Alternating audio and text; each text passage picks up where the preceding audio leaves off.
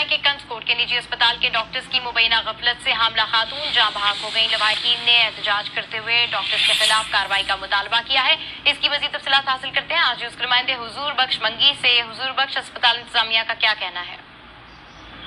जी सदा, देखिए अस्पताल इंतजामिया एमएस से हमारी बात हुई तो उन्होंने अपनी गफलत को छुपाने के लिए उन्होंने कहा कि जो हमला खातून थी उसे अटैक हो गया था जिसके बायस उसकी हलाकत हुई है।